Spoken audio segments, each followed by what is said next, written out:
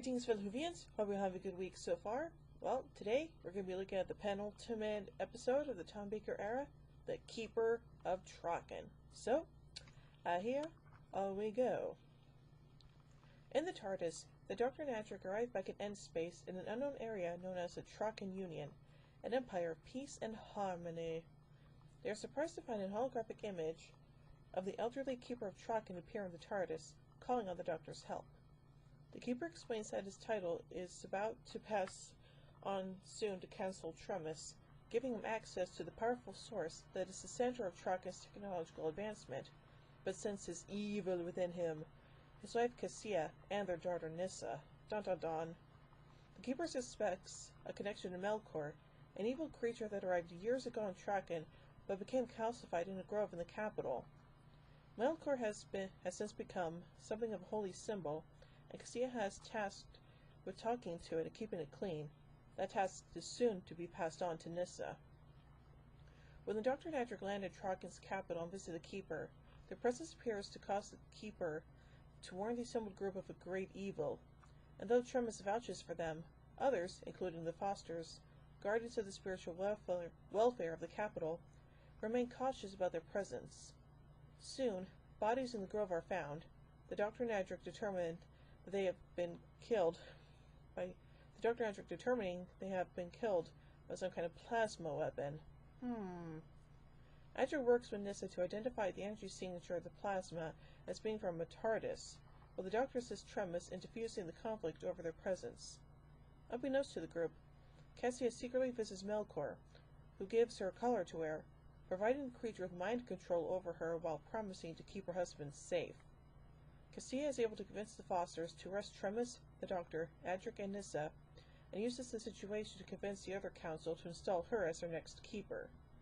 When the Keeper dies, Cassia takes the throne, but as the pivotal moment of the ceremony is completed, she disappears, leaving the statue of Melkor in her place, now connected to the Source. Dun dun dun! Having escaped their confinement, the Doctor and his allies seek to cause a servo shutdown of the Source to destabilize it and disconnect Melkor from using it. As Adric and Nissa prepare to activate it, the Doctor is drawn into the statue of Melkor, finding it to be a TARDIS inside. Inside, he meets his old enemy, a horribly disfigured Master. Dun dun dun! The Master reveals he is on his last regeneration, and seeks to use the Source to give him a new set of regenerations, and then attempts to subdue the Doctor. How do you know the Source is going to give you a new set of regenerations? I mean, come on. It's not like it's Time Lord technology. Or maybe it is. However, at the same time, Adric and Nissa initiate the servo shutdown, disconnecting the Source from the Master and causing his TARDIS to malfunction. The Doctor escapes the Master's TARDIS, and when Melkor disappears, another council, Lubick, takes the throne to re-stabilize the Source before it completely dies. Whew! After assuring all is well, the Doctor and Adric depart in his TARDIS. Later, Tremis discovers an alien long-case clock, and is transfixed to it when the Master emerges from it and merges his body with Tremis's. The newly reborn Master laughs as he re-enters the clock, his TARDIS, and dematerializes, leaving Nissa to wonder where her father has gone off to.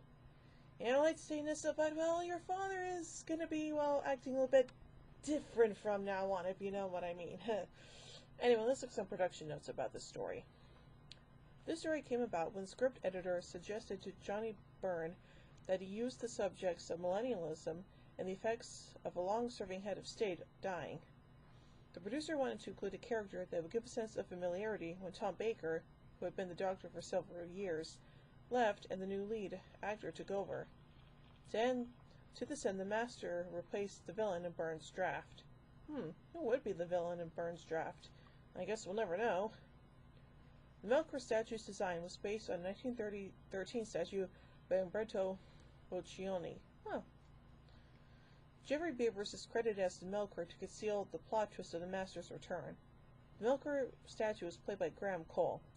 Dennis Carey, who plays the Keeper, also played Professor Kenotis in the uncompleted 4th Doctor serial Shada, and the Old Man in the 6th Doctor story Timelash. Marco Vanderburg had previously appeared as Kameka in the 1st Doctor serial The Aztecs.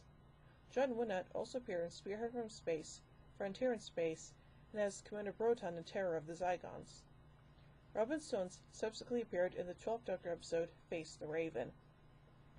Well, as far as this episode goes, it's actually pretty darn good, and the fact that the Master came back is a pretty big deal, so yeah.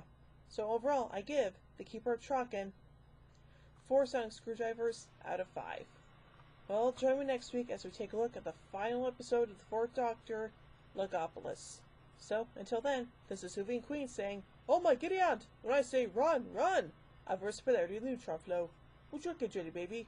Fantastic! Allons-y! Geronimo!" Bow ties are cool, fezzes are cool, and Stetsons are cool.